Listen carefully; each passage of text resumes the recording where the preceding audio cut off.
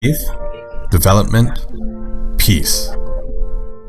These are more than just words to MCC. They describe the work we do, and they describe who we are.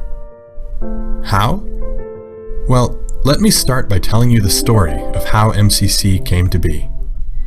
In 1920, people in Soviet Russia were buckling under the weight of revolution, famine, and a typhus epidemic. So 4 Mennonite men from the area traveled across the world to ask for help. Their pleas convinced Mennonite relief organizations in the US and Canada to come together, forming Mennonite Central Committee. MCC fed close to 25,000 people every day in 140 soup kitchens throughout Soviet Russia. This was our first relief work. We shipped seed and tractors to the area and provided horses and cows for farmers on credit. This was our first development work. All of this was done in the name of Christ.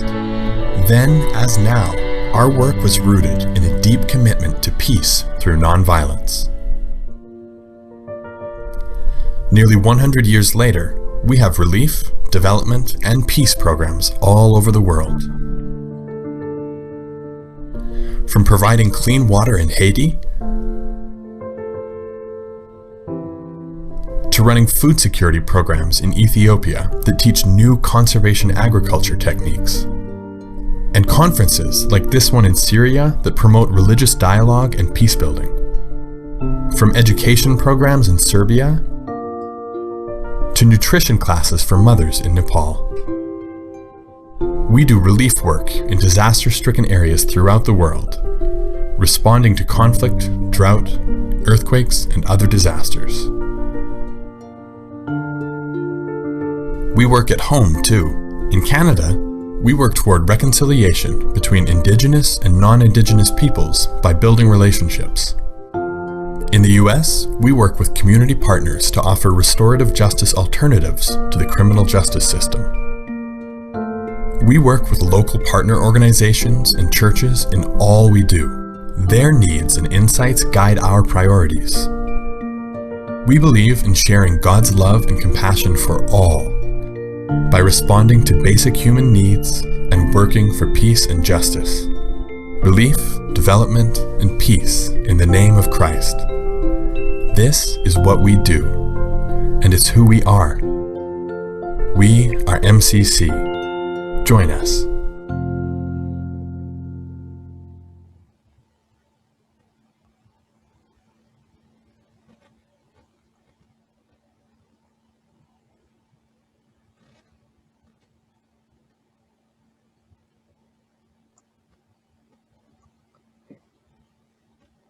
Let's just let it go at that one, Jen. And Eric, do you want to go ahead and start? Sure. Thanks everyone for being here. I want to welcome you to this event. Grateful for the opportunity to gather even in this moment in the midst of the COVID-19 pandemic, and aware of many things in our world, crises and divisions in society and in the church.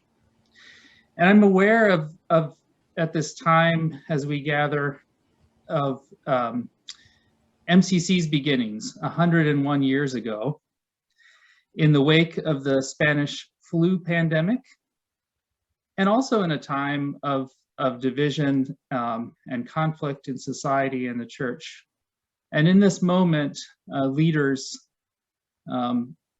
from different Anabaptist groups met to respond to a call from sisters and brothers in what is now Ukraine.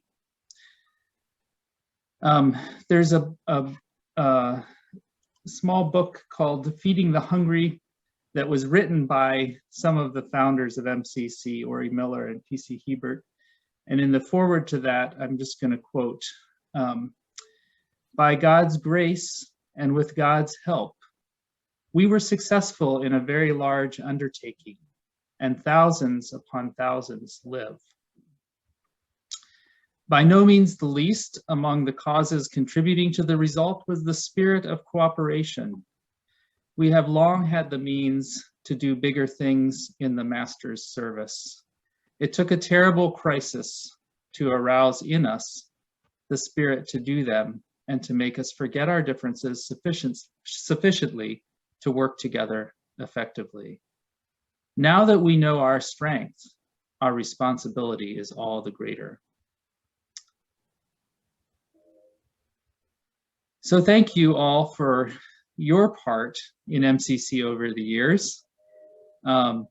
If this were an in-person event, I would love to spend time talking to each of you and maybe having a little more chance to hear how you've been involved. But we're glad that you can all be with us today. Thank you for the ways that you continue to support and be part of this work. And I'm excited to hear from Andrew and Katie about MCC's work today in the place where we started. So I'll pass it back to you, Les. Okay, we have one more quick video that we wanted to show. Jen said it's ready, so we're gonna do that 1 minute video and then we'll go on.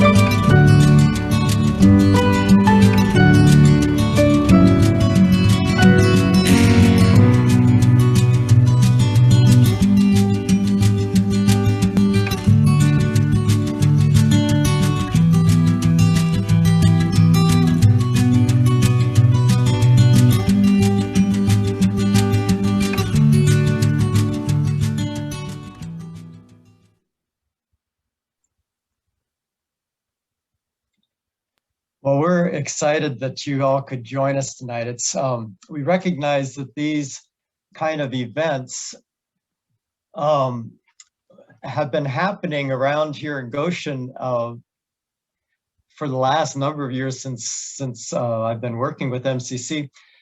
But one of the things that happens when you're doing it in a certain location is that unfortunately not everybody can attend. And so I'm just excited that we have people from all over the area that are joining us tonight. So thank you and welcome to all of you. My name is Les Gustafson Zook. I do the church relations, constituent relations for the Great Lakes office. And I'm just grateful that you're able to take the time to join us tonight.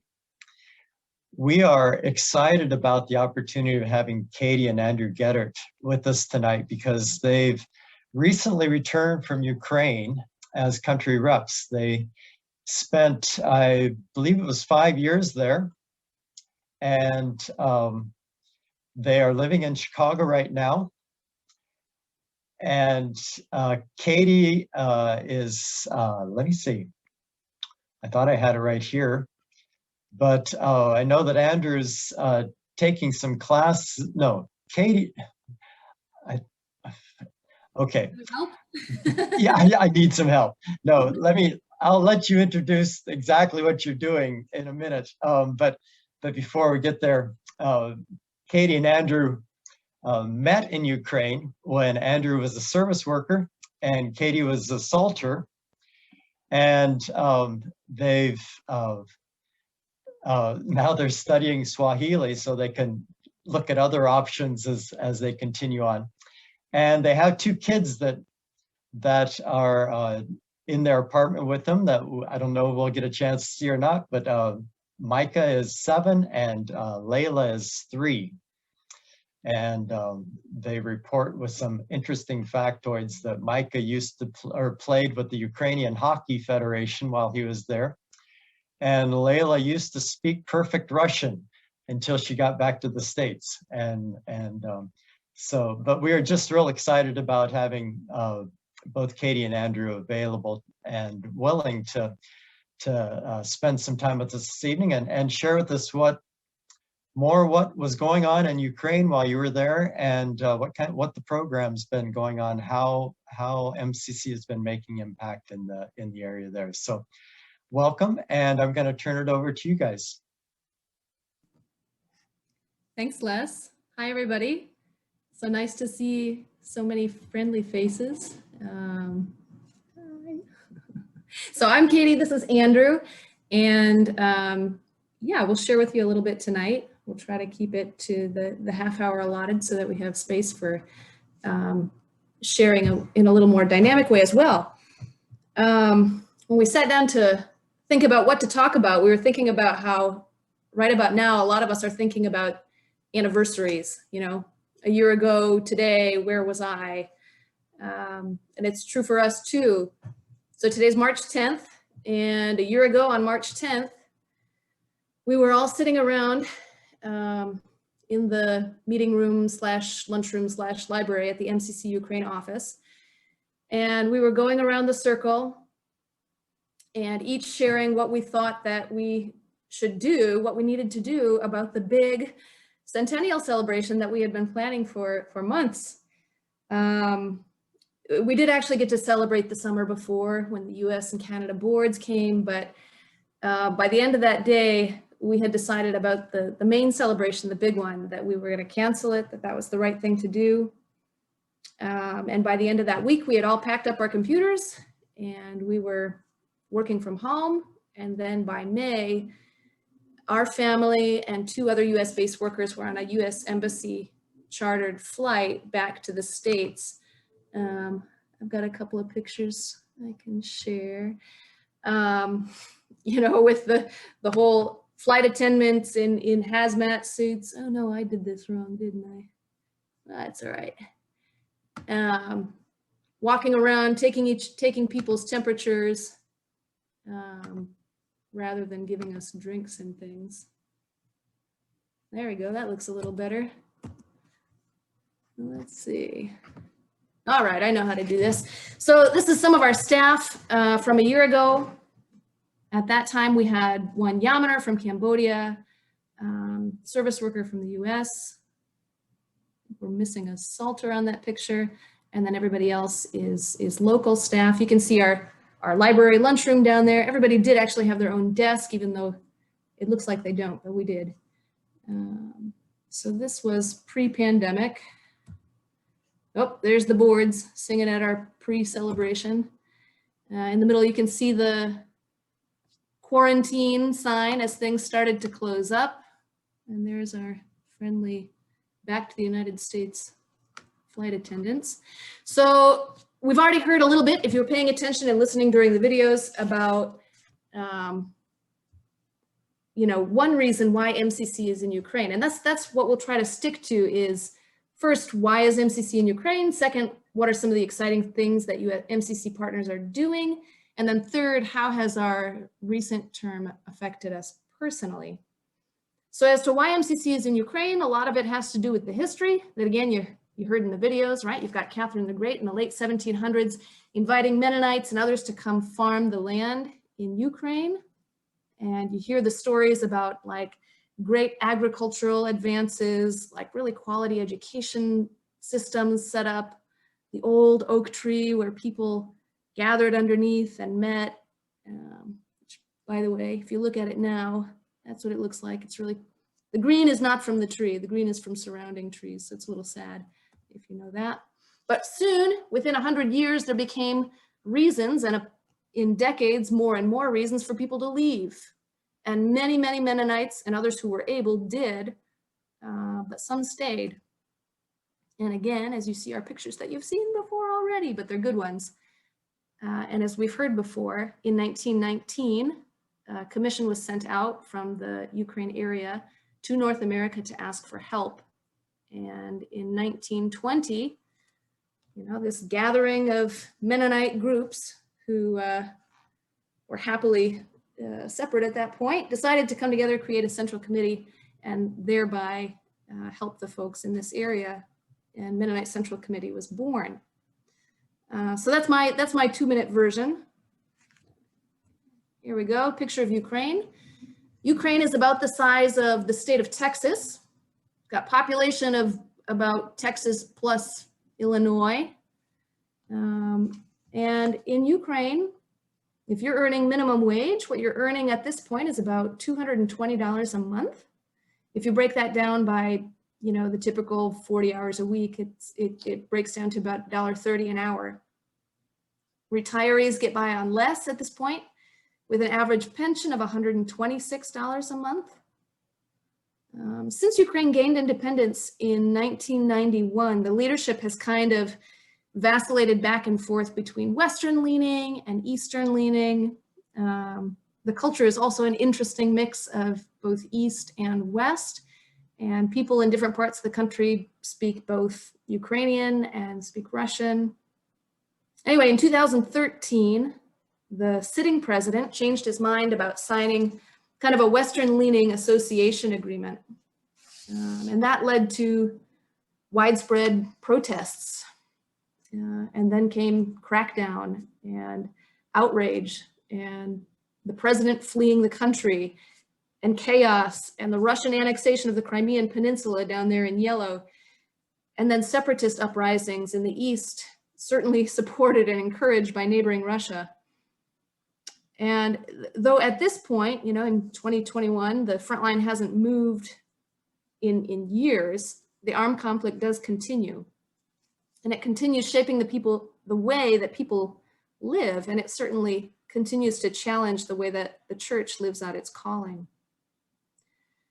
So you can see, you know, the yellow on the right, that's currently non-Ukrainian government controlled territory. And all of the gray, the dark gray and the light, is controlled by the Ukrainian government. The green dots that you see on the map, I'm guessing you can guess. If you were my class, I'd make you unmute, but I'm guessing that would be unwieldy with this many people, so I won't. Green dots are where partners are located at this point, carrying out relief, development, and peace work in their communities. Time frame for this is from 2021 to 2025. So these are things that we did not see come to fruition during our time. So Taras, you can see him in this bottom left picture, you know, standing in this circle of men hugging each other. He's also the representative of an organization called Overseas Council. He's the regional representative for Eurasia. And this organization supports theological education around the world. So this collaboration with Taras during stage 2 led to a vision for Overseas Council to partner with MCC to develop peacebuilding programs connected to seminaries in Ukraine, in which MCC would contribute its expertise in developing such programs, and would also play a coordinating role for helping to connect students to internship experiences with grassroots organizations.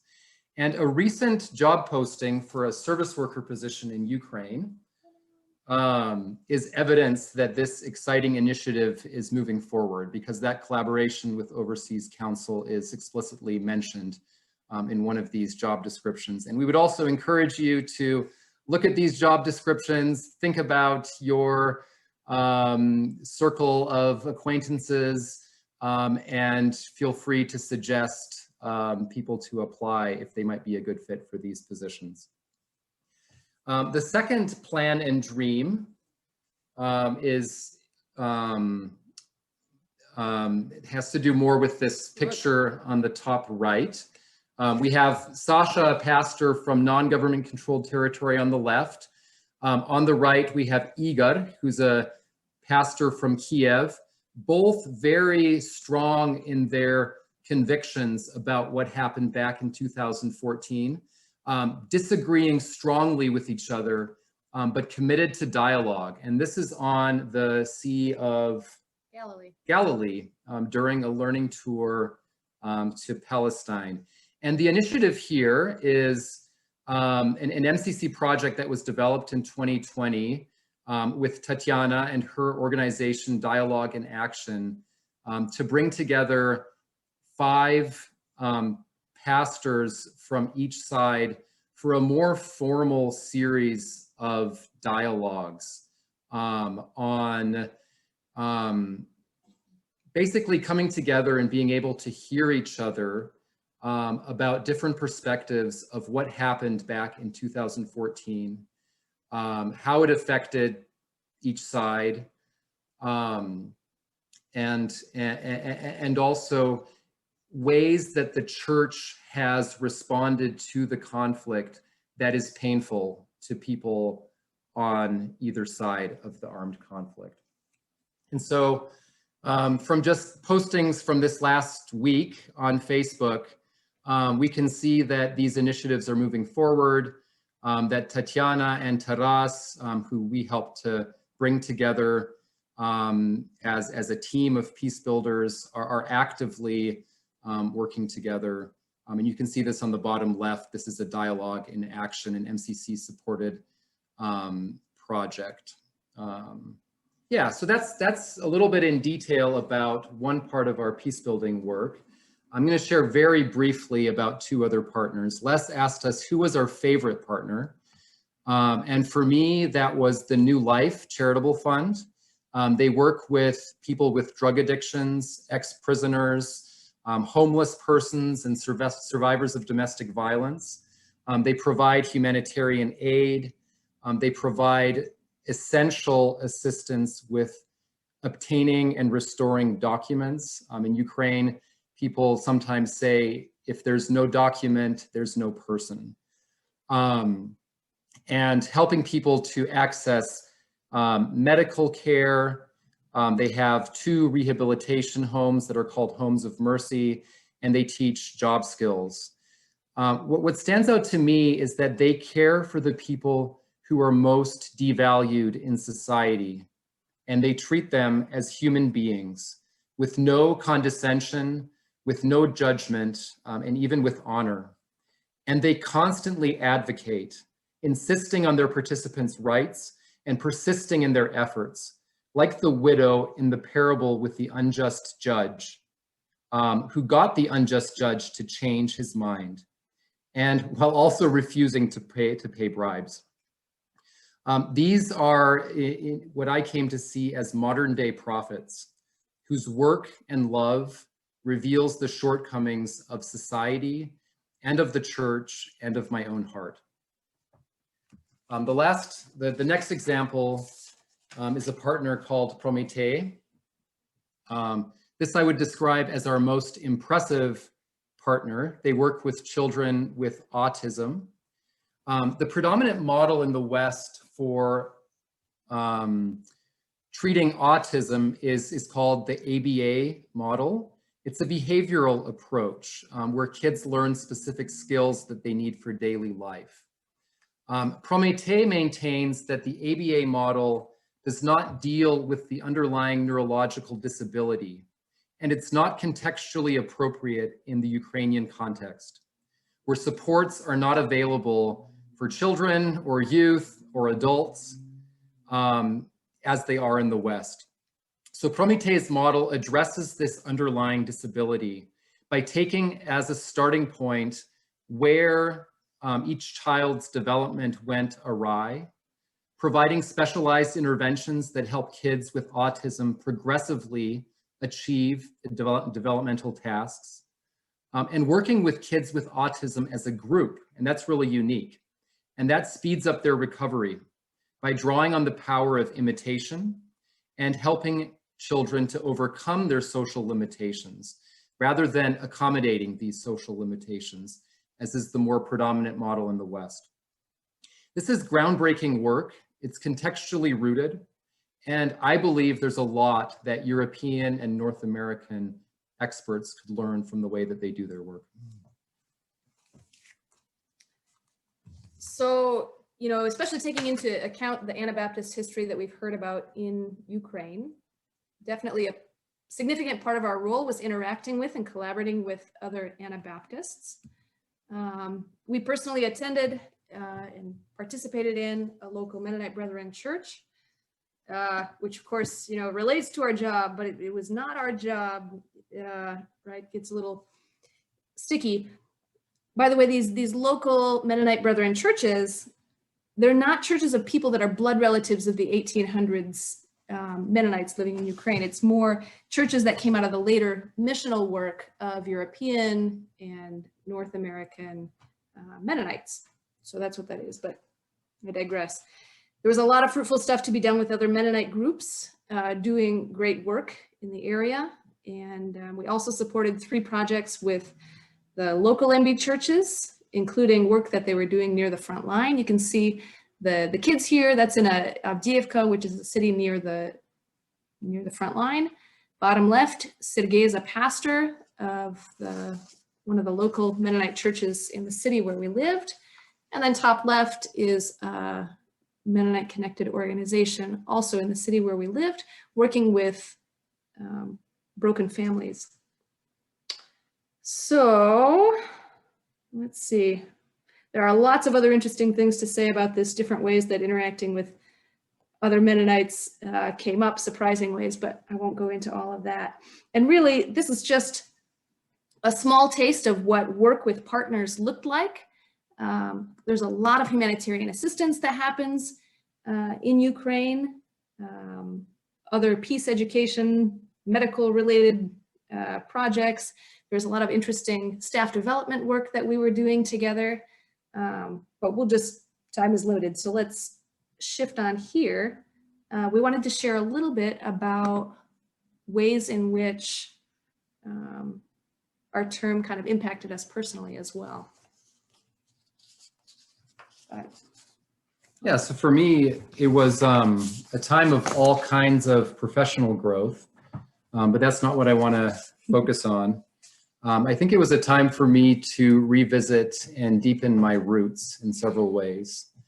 First, it was deepening my ancestral roots. My ancestors were refugees who fled Ukraine in the 1920s. My great-great-grandfather was murdered in his own house. Story has it that some of my ancestors in the late 1920s made it out of Moscow on the last train. And living in Zaporizhzhia, Ukraine, during a time of war and displacement, and seeing the poverty of many of the participants, our partners, helped, it gave me a glimpse of the times that my ancestors lived through, and helped me to reclaim a part of my own history and identity. Secondly, it deepened the rootedness of my faith in the midst of uncertainty and change. From 2002 to 2005, I mentioned that I worked in a children's home in Makiivka, in the far eastern part of Ukraine. It would have been impossible for me to imagine that 15 years later, we would get reacquainted in the context of peacebuilding work as an active front line. We don't really know what will happen in Ukraine in the next 15 years. And we really don't know what will happen in the United States in the next 15 years. But I can be not afraid of uncertainty and change and claim, together with my Mennonite ancestors, with Gelassenheit, that this is God's world and it's in God's hands and God is faithful. Third was deepening my theological rootedness in peacebuilding. I heard about peacebuilding my whole life. We took 2 classes at Eastern Mennonite University as our only academic preparation for the peacebuilding work that we were about to do. But I only came to understand peacebuilding in my head and in my gut by direct involvement in peacebuilding work, by learning by doing, learning from peacebuilders in Ukraine and Bosnia and Croatia and Northern Ireland. My time in Ukraine and involvement in peacebuilding work resulted in a kind of what I experienced as a second calling for myself, to be engaged in peacebuilding work in the world and in the church. And I don't know what that's going to look like yet. Yeah, so again, I feel like there's a lot that could be said here, but I'll stick to kind of one theme. For me, there were a number of particularly there's a lot of good too, but there were a number of particularly scary moments for me.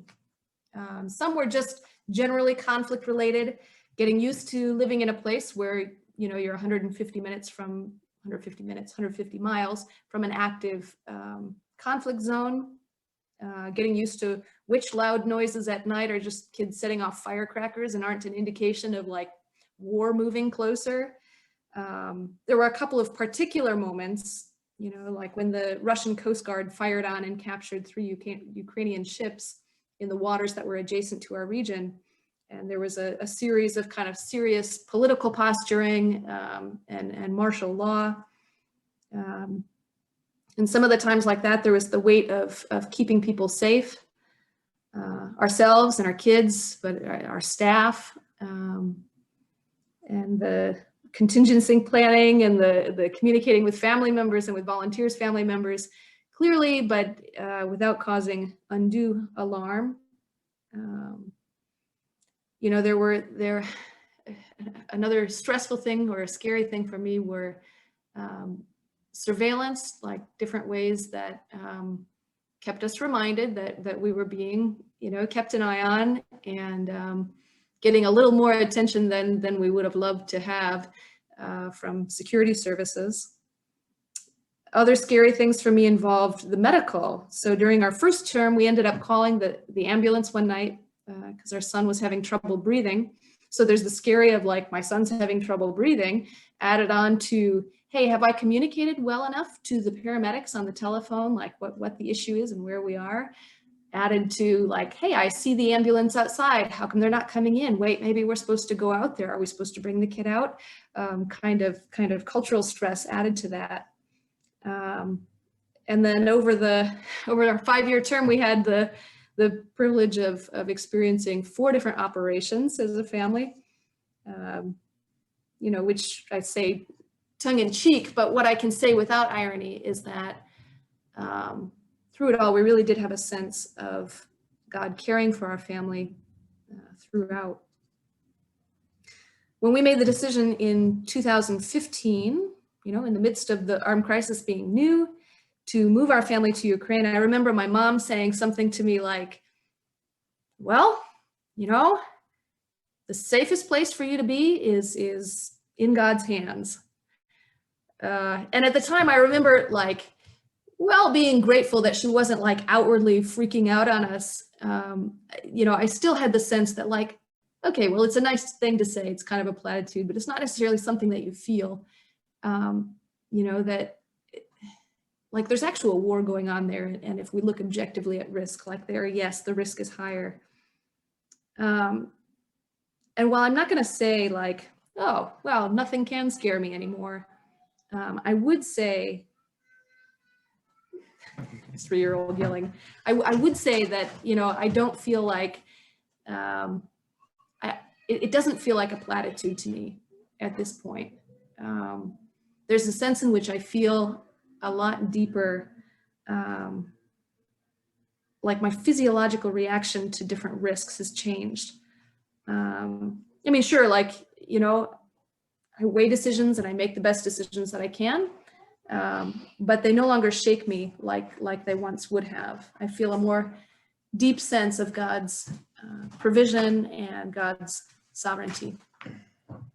Layla, say hi, everybody. So that's what we had prepared to share. And I think that I'm gonna turn it over to Les, and we're happy to answer questions if we can. Thank you so much for giving us that overview of a small piece of your life when you spend it someplace for 5 years and try to break it into 30 minutes. We recognize that that's certainly a challenge. So thank you for sharing that. It's real interesting to hear about those peacemaking efforts, as well as some of the different partners that MCC is connected with there. I know that we have people on this call that have experience with Ukraine, and I know that there's a variety of different people. I'm wondering, I think what I'd recommend is if people have questions, this is now an open chance for you to ask Katie and Andrew any questions you might have. And so you can either put it in the chat and I will relay it, or you can just unmute yourself and feel free to, when you do ask a question, I would recommend just that you say what your name is and where you're from, so that Katie and Andrew will know a little bit of who's asking the question. So if you could at least do that. But we have about half an hour, I guess, or a little bit more if we to ask questions. And so it's your time now as participants to engage with Katie and Andrew. So feel free to jump in.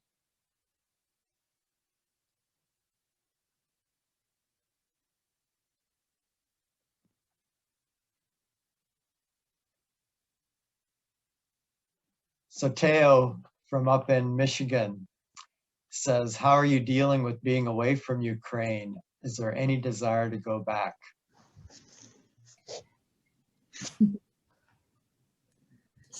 I mean, I think it was the roughest right at the beginning for Layla, who understands less what's going on, and like really like strongly, deeply wanting to be back and to see people.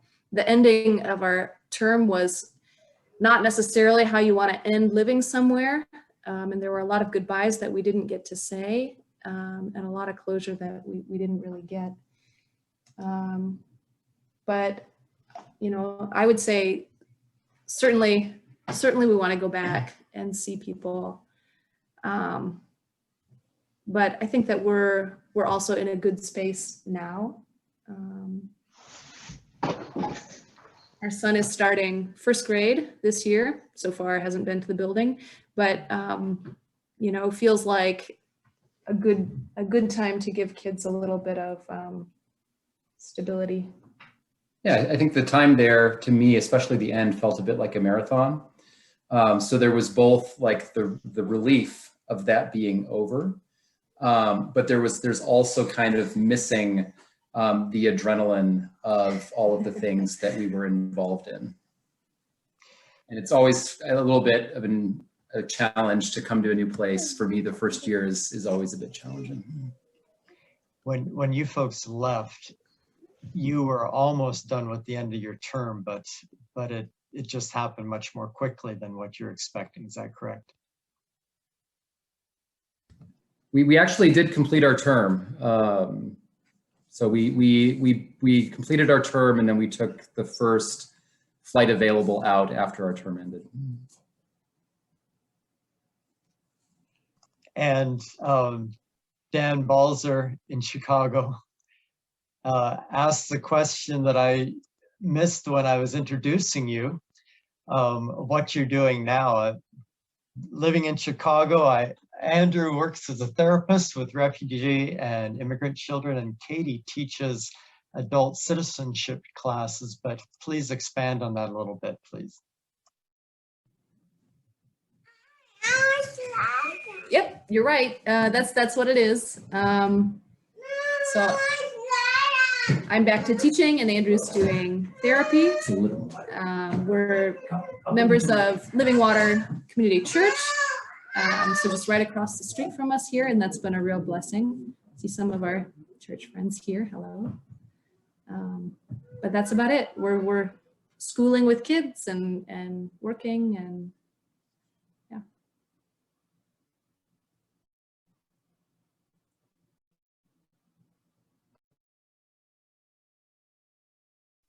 Who else wants to jump in with a question?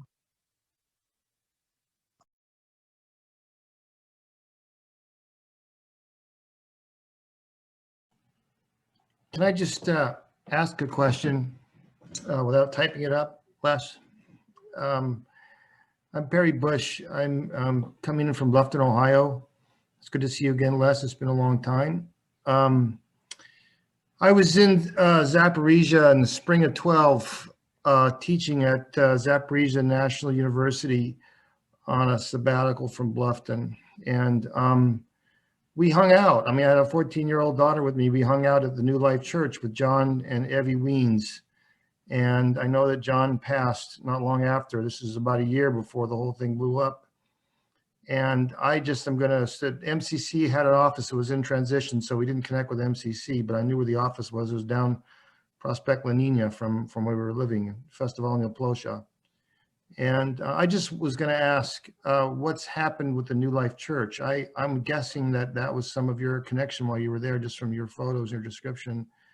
I just would love a brief update of what happened at New Life. That's all.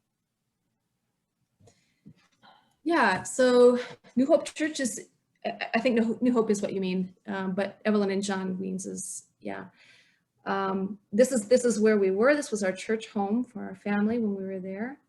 I know that they actually recently moved buildings, but they are still up and running. A new kind of, I don't know, offshoot or a new congregation has started, also connected to New Hope Center, which was also out of the work that John and Ellen did.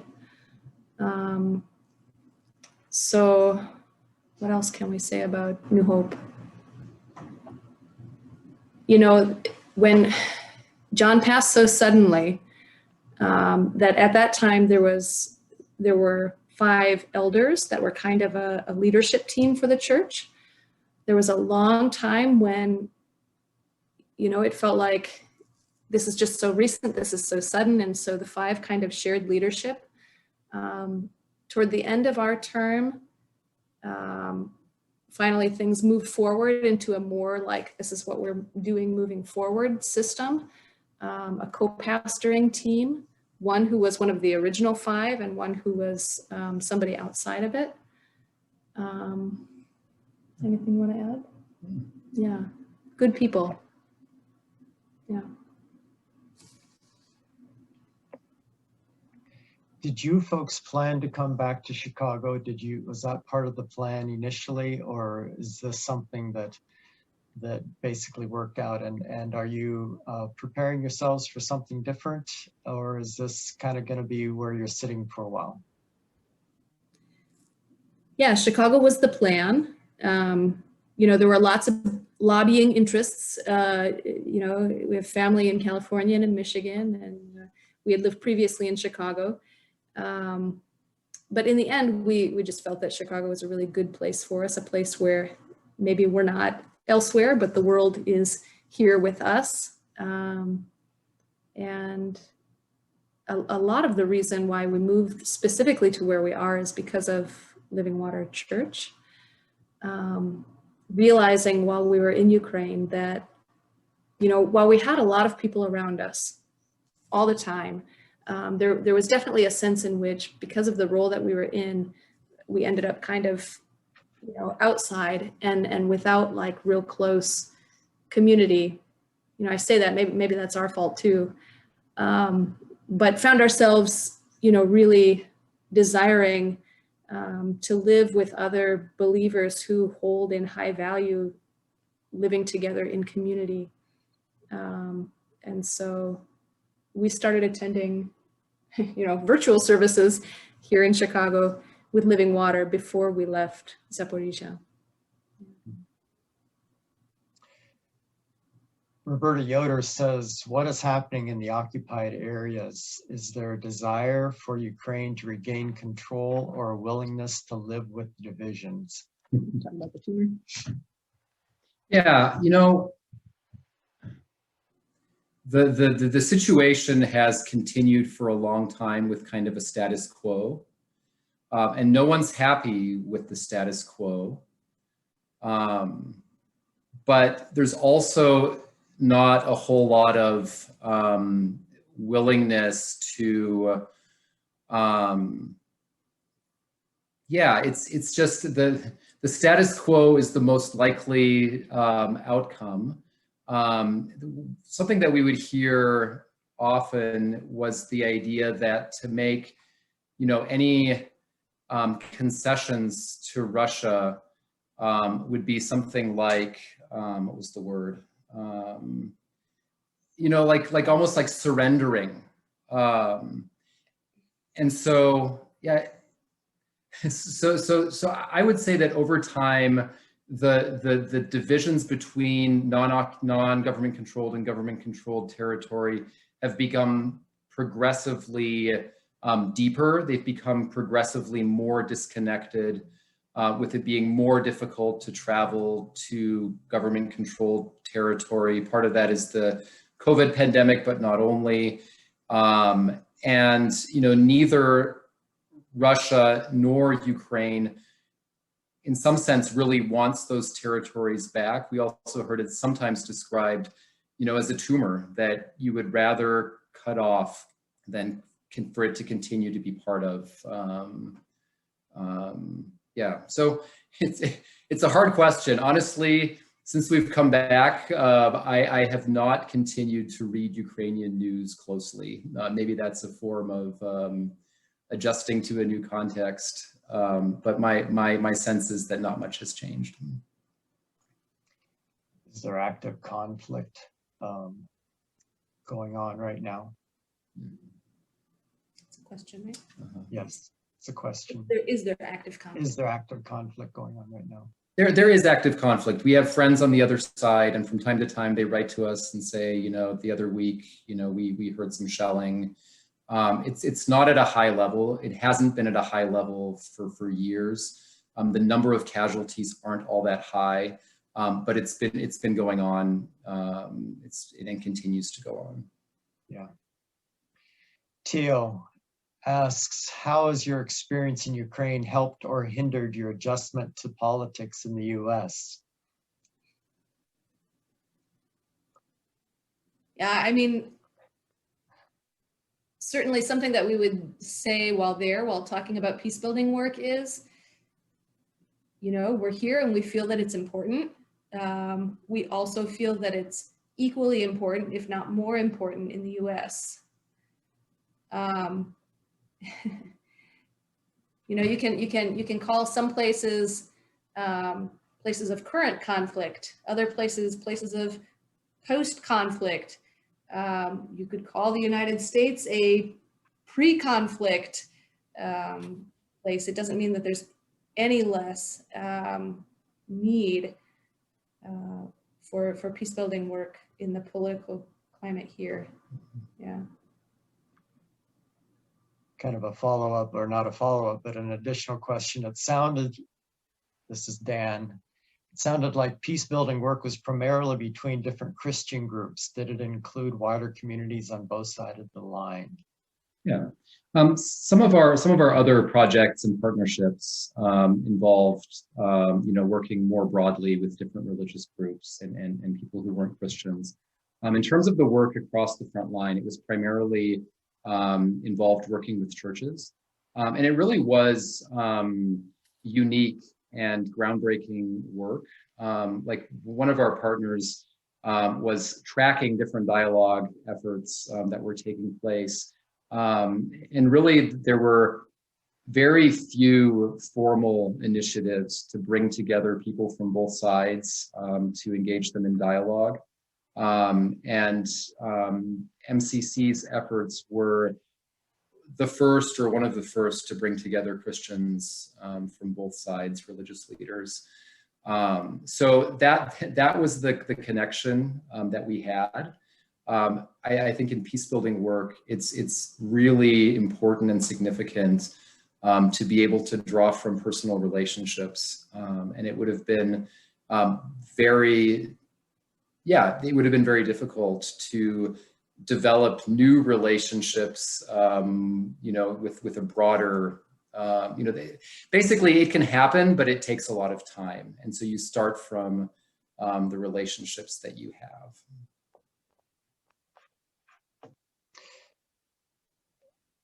When it comes to institutional memory and relationships, are those relationships, did they get passed along as you folks left, or were those relationships broken? I know that that's always a challenge for MCC with its short-term service ideas, so do you have any comments about that? We believe that it got passed on. We had a good period of transition with the incoming reps, even though it was COVID? Pretty much all online. But we had, lots of meetings with everyone that we related to, making introductions. But even more than that, MCC Ukraine has a really strong national staff.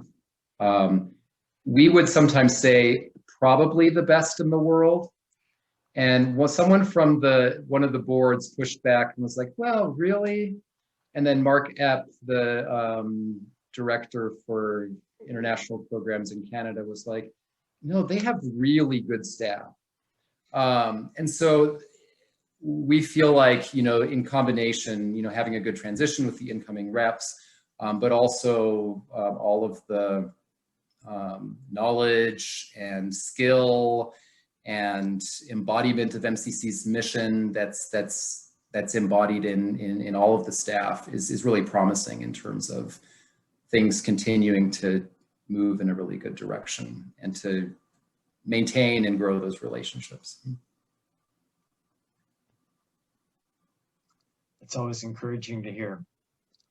Other questions out there from folks?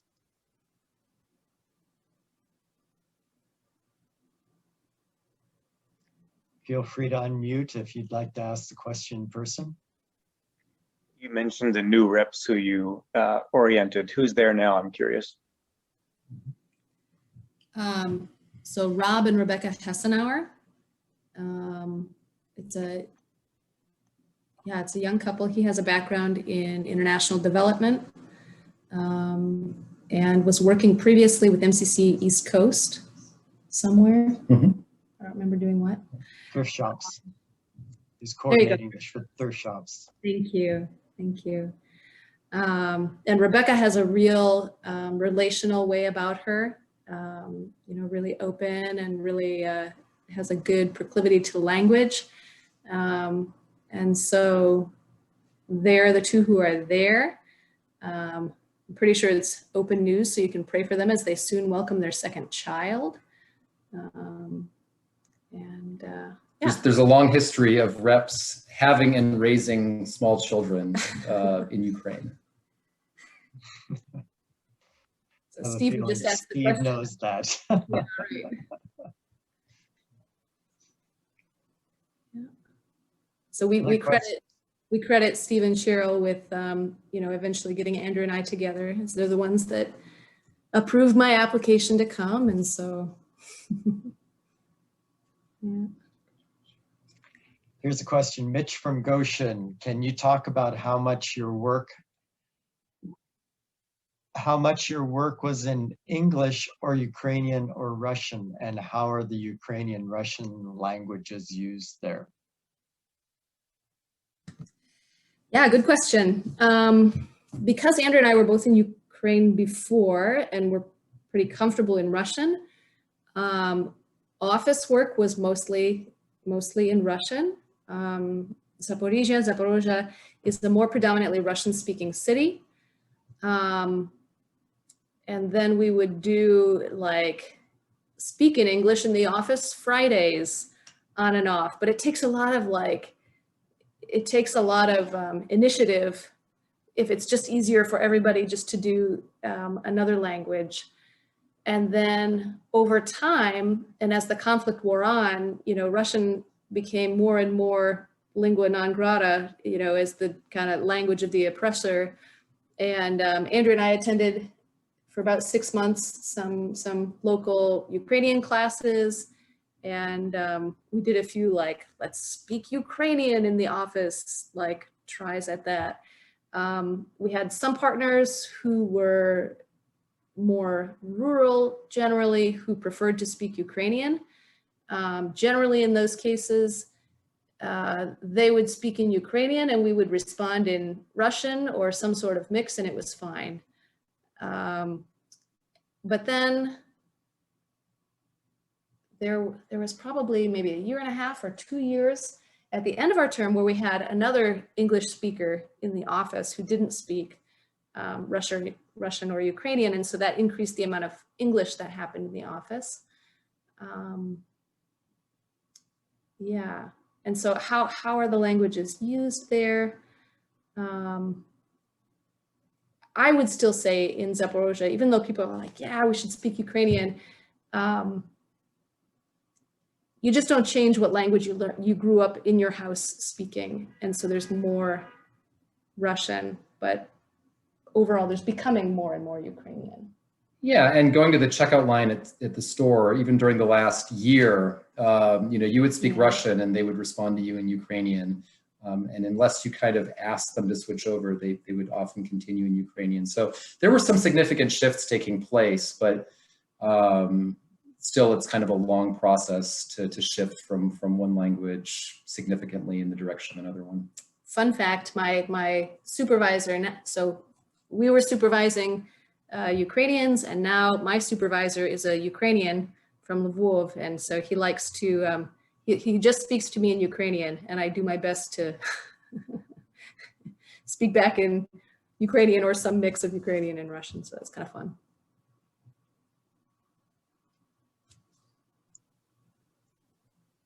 Other questions from people out there?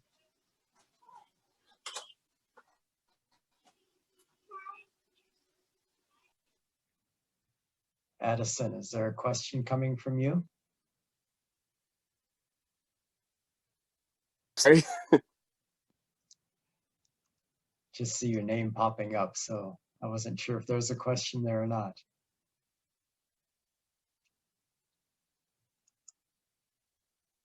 I guess we'll say no. It sounded like a child's voice in the background that was getting muted.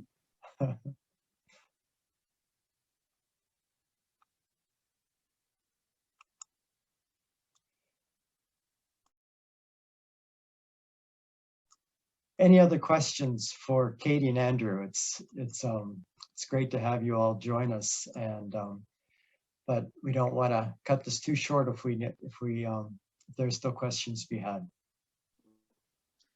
Yeah, this is Susie Kaufman from Chicago. I live across the street from the Gedderts, and yeah, when I looked at the map and you said that Ukraine was the size of Texas, I didn't realize how far you had to travel to meet with your partners. How did you get back and forth?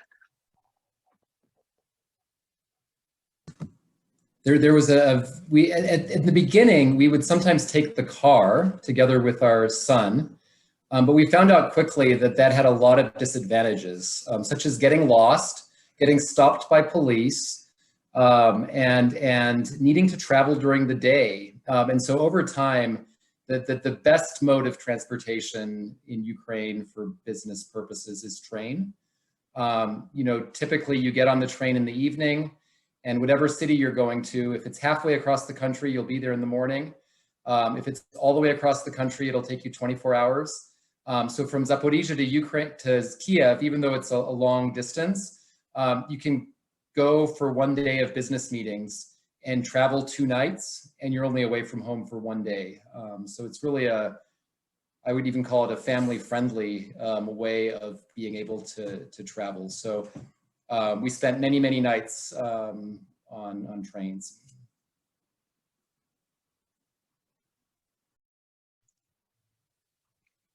And the trains were safe and reliable, more or less? They're scheduled to go so slowly that they always make it on time, at least usually.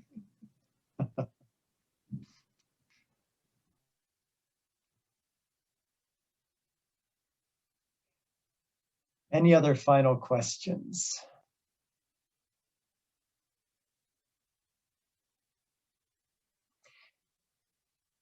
Would you folks like to expound just a little bit more on the work that you're doing now? I made a basic statement, but I'd welcome hearing just a little bit more about what you're doing and what led you there and how it related to your time in Ukraine, if at all. I work at an organization called the Kovler Center, which works with survivors of torture, providing kind of holistic services and support. And I work in their child program.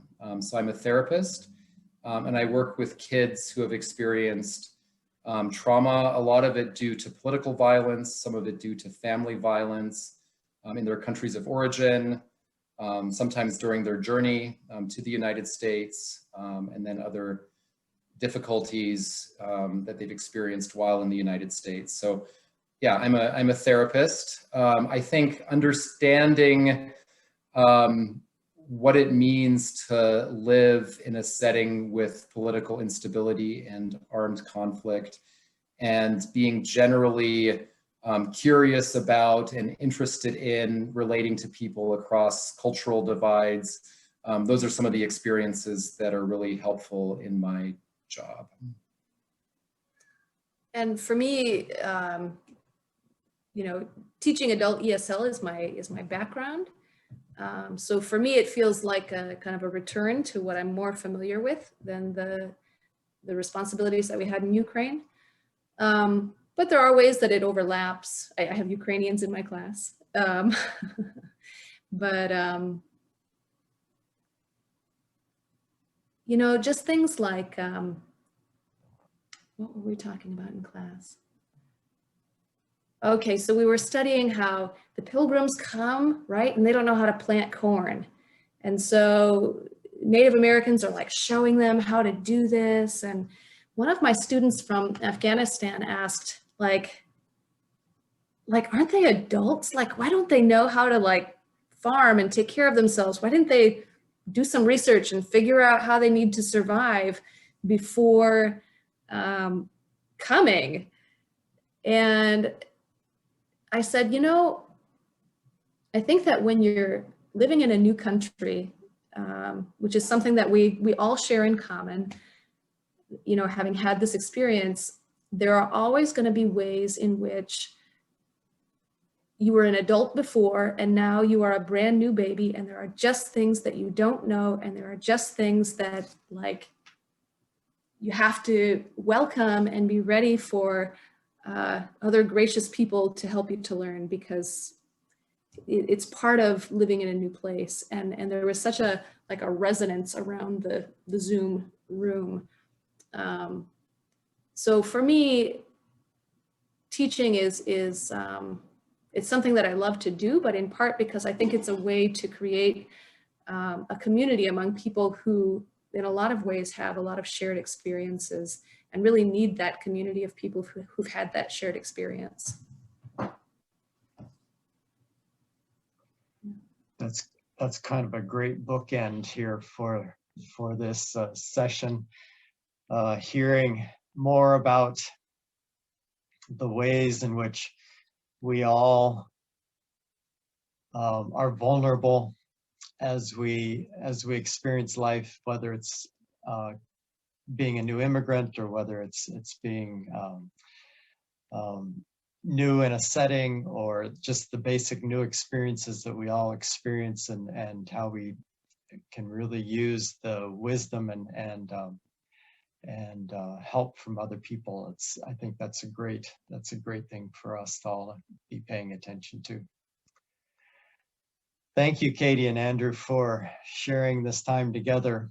I didn't adequately also introduce Eric Kurtz, who is the executive director for the Great Lakes office, when he first gave the introduction. And so he agreed to offer a prayer to end this session with us. So I'm going to turn it back over to Eric, but I want to thank you and both of you for taking the time this evening.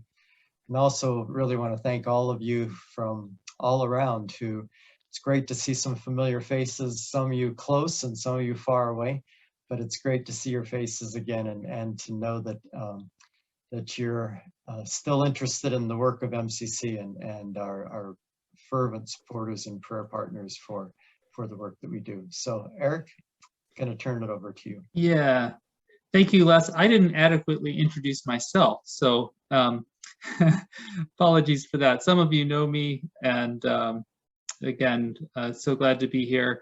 I also wanted to make sure to introduce other MCC Great Lakes staff who are on the call. Jen Steiner is our communications coordinator, Joy Detweiler, executive assistant, and Amber Falcone, I saw her, oh yes, she's waving there, is our HR coordinator and integral to all we do at MCC, along with Les and others. And thank you, Katie and Andrew, for the work that you did in serving in Ukraine, and for taking the time this evening to share about that. Very, very interesting, and so always very enlightening and helpful to hear stories of the work that we're supporting. I'm going to close with a prayer from our new Voices Together hymnal. Oops, you can't really see it, but please pray with me an evening prayer. God, it is night. The night is for stillness. Let us be still in the presence of God. It is night after a long day. What has been done has been done. What has not been done has not been done. Let it be. The night is dark. Let our fears of the darkness of the world and of our own lives rest in you. The night is quiet. Let the quietness of your peace enfold us, all dear to us and all who have no peace. The night heralds the dawn. Let us look expectantly to a new day, new joys, new possibilities. In your name we pray. Amen.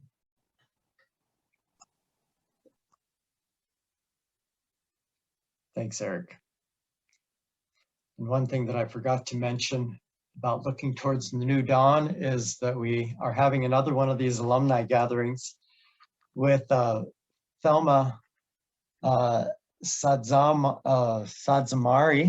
and Pugani, who are the MCC directors of Southern and Central Africa and Nigeria. And that's happening on Sunday afternoon, March 21st at 2 o'clock in the afternoon Eastern time. So if you're interested in hearing some more about that, and you can see kind of the links on the chat, if you can connect with the chat. There's also a couple different seminars going on, MCC Mobile Meet Canner webinar. So look in the chat and you can get some of the information about that. But once again, thank you all for joining us this evening. And we will look forward to seeing you around either at the next session or at another event. So good evening to you all.